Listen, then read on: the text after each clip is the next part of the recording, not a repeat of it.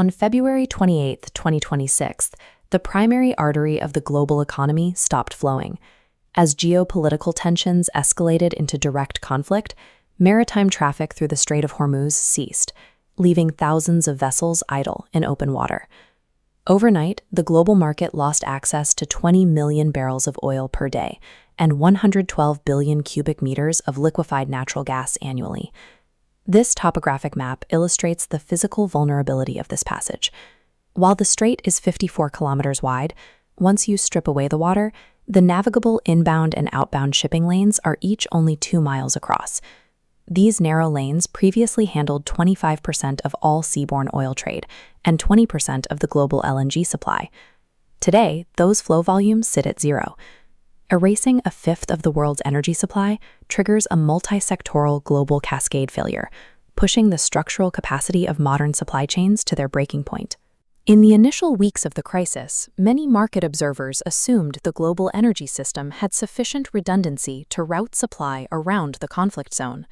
The redundancy argument relies on overland infrastructure, specifically the UAE's Abu Dhabi crude oil pipeline, or ACOP, and Saudi Arabia's Petroline, or the East-West pipeline. This compares the capacity of those bypass options against the Hormuz deficit. Even if ACOP and Petroline run at their absolute maximum, they only move between 3.5 and 5.5 million barrels per day, leaving the bulk of the 20 million barrel daily requirement trapped. Even sustaining these untested maximum flows leaves a daily shortfall of over 14.5 million barrels. The logistics required to move this volume overland simply do not exist. The bypass infrastructure is structurally insufficient to mitigate a shock of this magnitude. The Persian Gulf is now a closed basin, trapping the energy the rest of the world requires to function. For oil producers behind the blockade, the crisis is a single exit trap, where geographic and political bottlenecks prevent any alternative to the strait. In Iraq's southern oil fields, like Rumaila and West Korna, production has plummeted by 70% since the start of the conflict. This collapse is mechanical. Without tankers arriving to load the crude, local storage facilities fill to capacity. Once those tanks are full, operators have no choice but to physically shut in the active wells. This map shows Iraq's theoretical northern outlet, the Iraq-Turkey pipeline.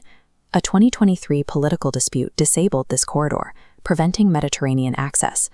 With the north offline and the south blockaded, Iraq's southern output dropped from 4.3 million barrels per day to just 1.3 million. Political gridlock has amplified geographic vulnerability. For producing nations, the closure of the strait results in the loss of primary revenue streams within days. The contagion extends beyond crude oil to liquefied natural gas. Roughly 20% of global LNG exports are currently trapped behind the strait. LNG transport requires highly specialized tankers, like this vessel, that must maintain the gas in a liquid state. Right now, these fleets are unable to exit ports in Qatar and the United Arab Emirates. This gas shortage creates a chemical bridge to global agriculture. LNG serves as the primary feedstock for synthesizing nitrogenous fertilizers. Approximately 20 to 30% of global fertilizer exports, including 35% of global urea, rely on this transit route.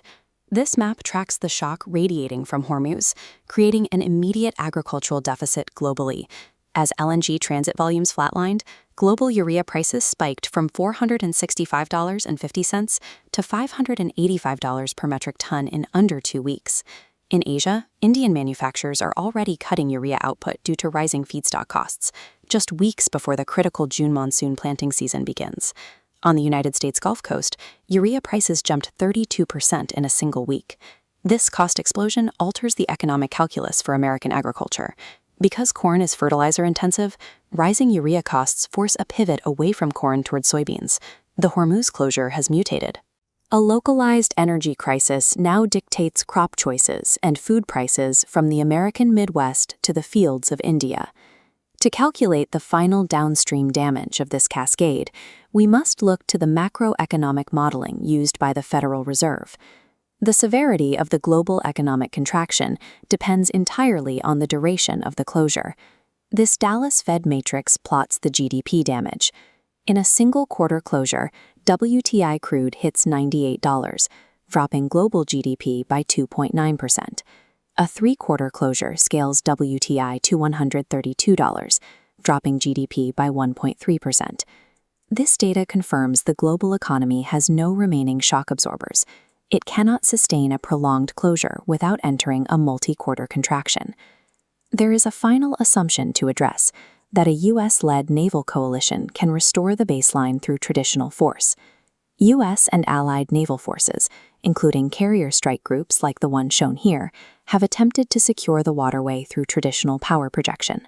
However, Iran's selective access policy bypasses traditional naval deterrence by weaponizing maritime identification. Instead of closing the strait completely, Iran allows non-hostile commercial ships to pass, while targeting vessels associated with the U.S., Israel, or allied nations. This decision tree illustrates how ships are filtered by their flag state, ownership, and insurance origin. Even for vessels allowed to pass, this selective policy has driven global risk premiums up by 15%. This selective policy prevents a unified global response. The strategic calculus in Beijing is particularly different. With 80% domestic energy self-sufficiency, Beijing can decline participation in a U.S.-led military coalition, preferring instead to navigate Iran's selective access rules. Without unified global pressure, the market is forced to price in a prolonged, unresolved disruption. Global industry is decelerating. Across the world, heavy manufacturing is powering down as energy and input costs exceed the capacity of current economic models. The 2026 crisis has removed the assumption of low-cost energy from the global trade model. Optimized efficiency is now replaced by the high costs of systemic scarcity.